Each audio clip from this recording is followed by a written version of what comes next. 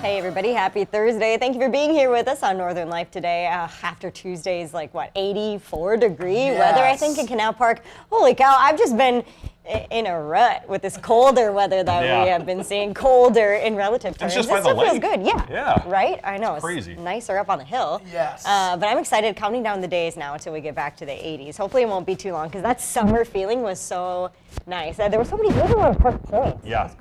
It was a lot of folks on it. It was wild. Yeah, just getting out of the 4 o'clock and going all around the place and be like, you can't go anywhere. There's music playing everywhere. It's like the state fair, but down here in Canal Park, it's kind of wild. Well, let's talk about Quick Trip. It was on social media, who's hilarious, by the way. They are also feeling the summer heat. That is, they said on their Instagram the other day, which I love their social media team. They said, "You look happier." Thanks. Yeah, it's 75 degrees and the sun is out, so it's easy to feel a lot better when the temperature outside isn't 30 below zero and you're getting hit in the face with wind that'll make you consider just crying. Yeah. Why don't we live in Texas? What are we doing up here in Minnesota? Seriously. Love it's it cold here. 9 months out of I do love the winter. You gotta love winter. It's nice to have at least 4 seasons. Yes. I like the change, and it Right. keeps you guessing, right? Yep. Well, we're starting to see more critters here around the north end now that spring has sprung. And one of our viewers on the text line is ready and waiting for hummingbirds this week. A big thanks to Mary and Cloquet for sharing this pic here. She's got her bird feeder ready to go, it looks like, with a little snack for the birdies out there. I don't know much about the hummingbird feeder. Is the top part like what the hummingbirds want, that liquid? That might be the juice that they like. The Okay. sugary water, don't they like sugary Yes, stuff? there's like a little ledge I think that they sit on or whatever, or buzz around, and then they stick their little beaks in the flowers that are on the sides, and the juice comes down through there, I believe. Cool. And then they suck out whatever it's like sugar juice. You boil juice, and my girlfriend's done it at our cabin before. I didn't watch too closely how it works, but it seems like it's pretty cool. You get a little hummingbird action around the cabin. Yeah. I'm gonna need some binoculars to do some little bird watching. Maybe if I get a bird house or a bird feeder like that, that'd be fun. That'd be awesome. Coming up on today's show, though, I'm certainly not the only one who's looking forward to the Minnesota Fishing Opener this weekend. Before we get to Saturday, we'll get answers on what are the best conditions to reel in the biggest catch. I'll be looking for that definitely as we go out later on into this Saturday. And it sounds like, night fishing too. It sounds like people are promoting that. Yes! Night yes. fishing, Yeah. spooky. All sorts of weather conditions. Get a big fish. Yep. Later, it's time to call your mom. A new survey finds what kids want for their mothers. And also, we'll take you to a new kind of museum here in Minnesota where 5th graders are becoming their favorite historical figures.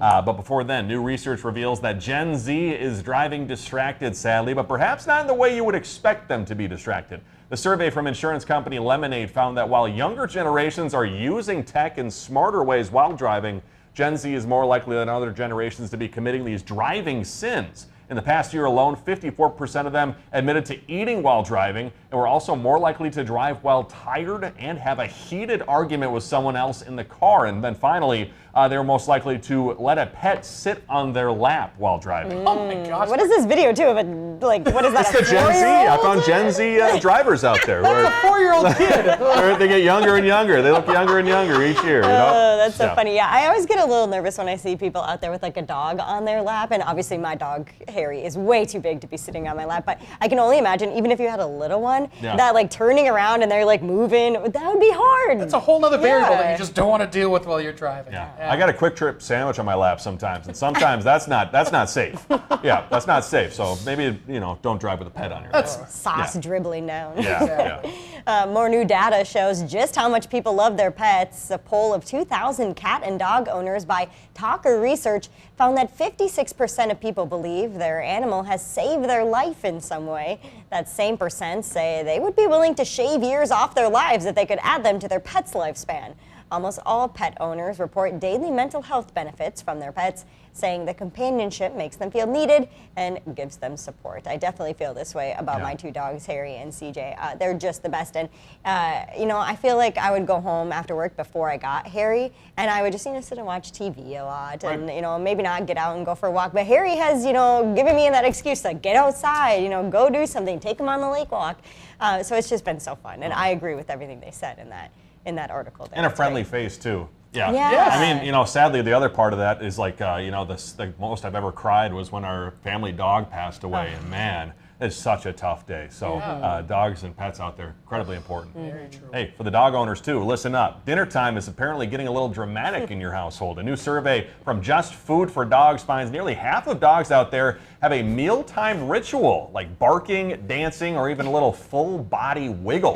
48% say the food must go in a specific bowl or a certain spot, and then others say a special phrase or even heat that food just right for their pet. And finally, some even played it like fine dining or sing and dance in order to get those tails wagging. It's like, didn't you just smell the butt of another dog? You're going to start discerning the food that I'm putting down in front of you? What's going on here?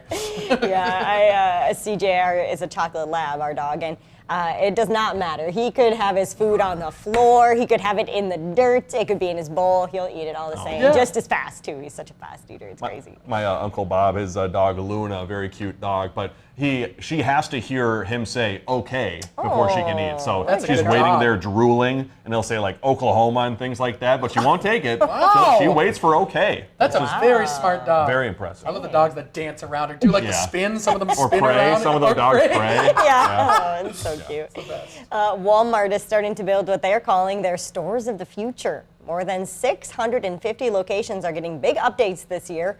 Walmart says the stores will be more sustainable with energy-efficient equipment and lighting, and they're also going to have electric vehicle fast charging stations. The updates include bigger signs and displays, more selection, expanded online pickup and delivery, and a new pharmacy layout too. So I wonder if that will be our Hermantown location here or any of the other Walmarts in our region. We've got a few around the region. We'll have to see if we step into the future and stay where we are. Yeah. Bring the Step on. I remember that. Can't remember when that was from, but a real throwback to the Bring the early future to the days. Northland. Yep. We'll see you after the break.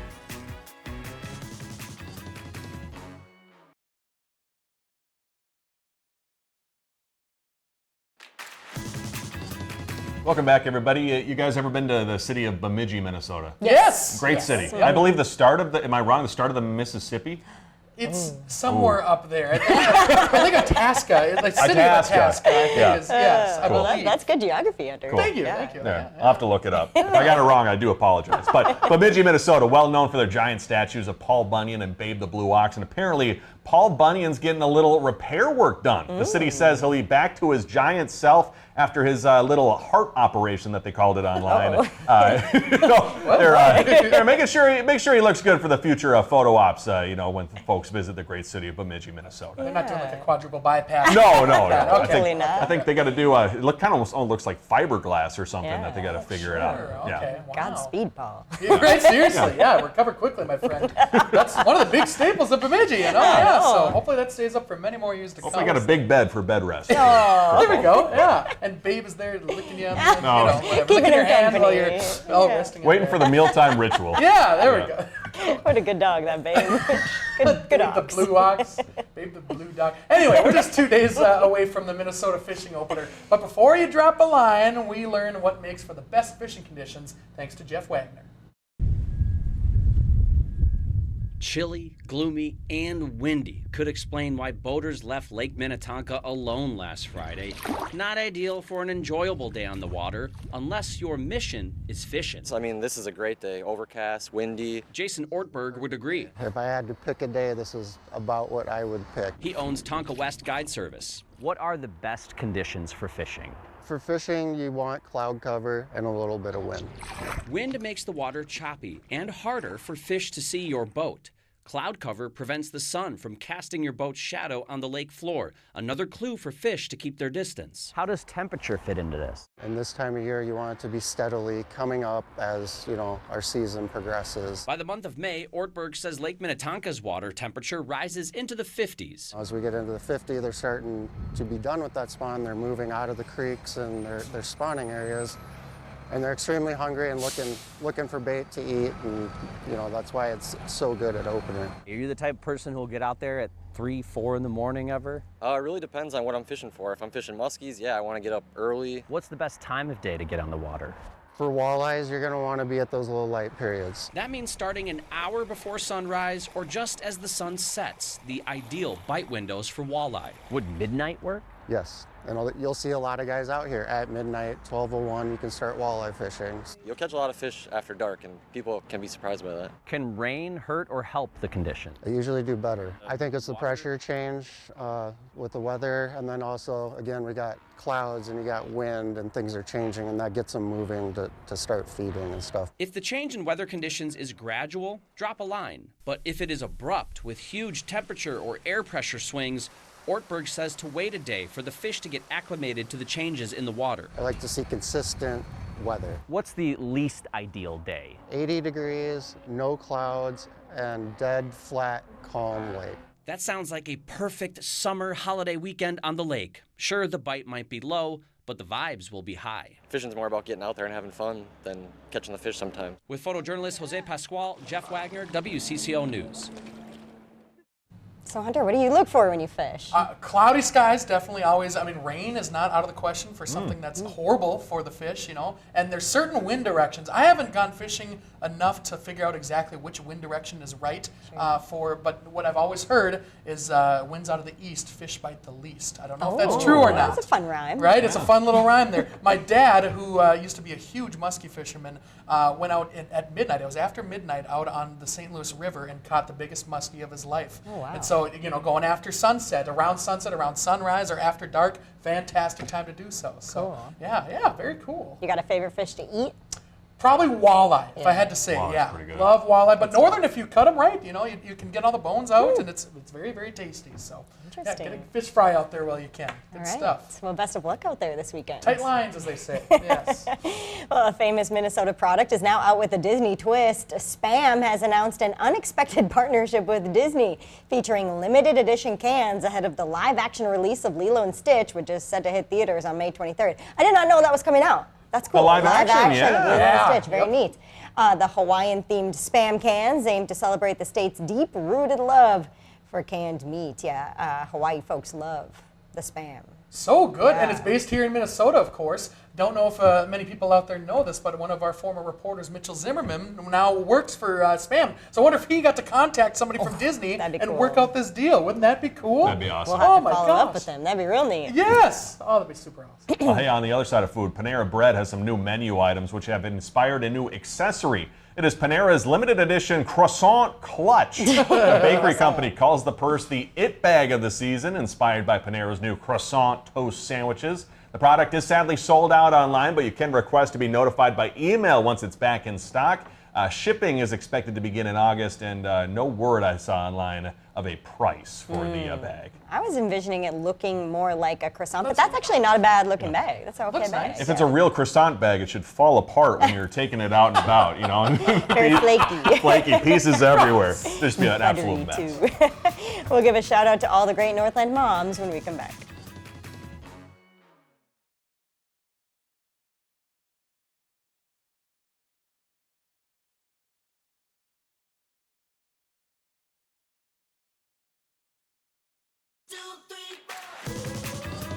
Welcome back, everybody. Mother's Day is coming up on Sunday, and a third of Americans out there say the moms in their lives aren't getting enough self-care. Briggs, thoughts about that? I would say I think moms spend a lot of time caring for everybody else in their lives, and probably don't spend a lot of time when they do get the chance to really indulge themselves. Even taking a shower sometimes is hard when you're a mom, and I'm sure a dad too. But often moms are wearing a lot of hats. Yeah. For sure. Probably not even a lot of alone time. No, definitely not a lot of alone time. So hopefully there's a lot of moms out there getting a nice Mother's Day gift of some alone time There we this go. weekend if they want it. Certainly, yeah. The new survey from Woodhouse Spa found that 70% of people think moms are juggling too much. 40% of moms say they get less than an hour to themselves each day. And the top wish lists the top things on that wish list: massages, solo spa days, and even just quiet walks making that list. And experts say it's time to stop treating self-care like a luxury and start seeing it as essential to all the moms who obviously give us so much here in the Northland. Yeah, you need to take time for yourself. Doesn't matter who you are, but yeah, for sure, especially moms out there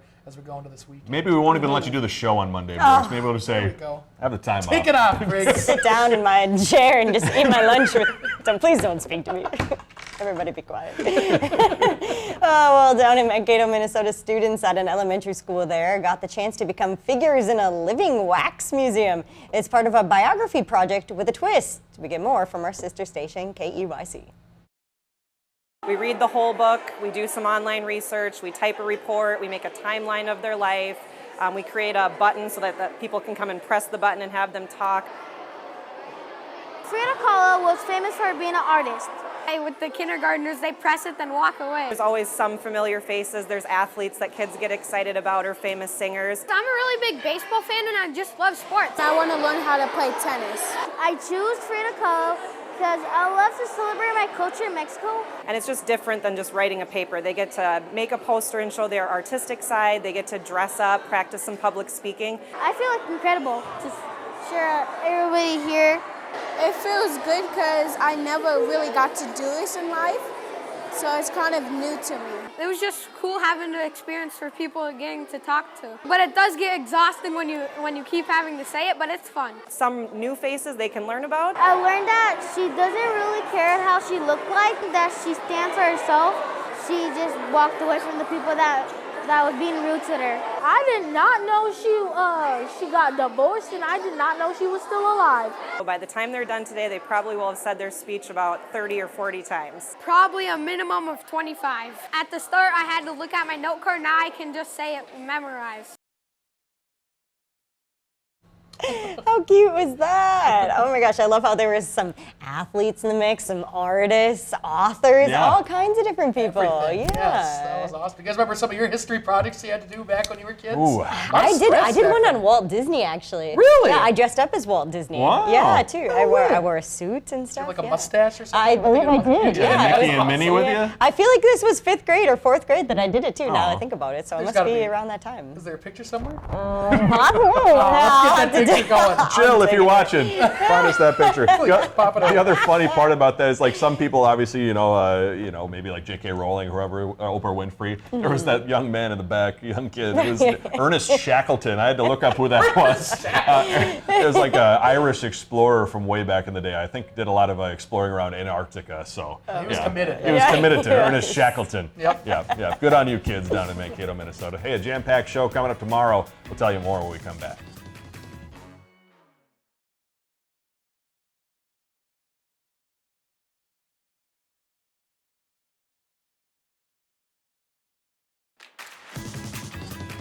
Welcome back, folks. With Mother's Day coming up, it's worth having a plan, whether you're doing brunch, buying a gift, or just trying to do something special for someone that you care about. So, tomorrow, we're going to tell you all about a few special events or deals that you can take advantage of when you're celebrating Mom. I know a lot of places having brunch and all sorts of different things. Just going to be a great weekend celebrating Mom. Yeah. I love the deals. Maybe like some free ice cream or something. Whoa! Yeah. Who knows what they've That'd got be going huge. out there? Yeah. That's crazy. You know, there's birthday deals you can take advantage of when it's your birthday. Maybe it's the same for Mother's Day. That'd be there we awesome. go. Needs to happen. Yes. But before we go today, how do beavers celebrate their birthday? It's a question I've wanted to answer ever since I was a kid. Wow. A beloved beaver at the Oregon Zoo celebrated their 9th birthday with a carrot treat in an adorable video shared online. Maple, a North American beaver, got to snack on some carrots and even take a dip in the water. And Maple, whom the zoo refers to as the branch and carrot manager, joined the zoo back in 2020. Oh, Mabel, if you need somewhere to stay ever, feel free to hang out with me. You're so cute. Oh my gosh, I love Maple. So darn cute. I'm going to stack some of my wood or eat some of my wood, perhaps. There we There you go. go. Start throwing it into the water. Yes. Probably wouldn't want that. Well, hey, thanks for joining us today. It was an absolute blast, and we love you. Yeah, we'll see you here tomorrow. Have a great rest of your Thursday. Find some time to throw a line or just head outside to unwind. That's the life in the great North Woods. Hike or bike, whatever you like. Get out in the day, enjoy the night. Yeah, we got the life in the great North Woods. Yeah, we got the life in the great North Woods. Yeah, this is Northern Life.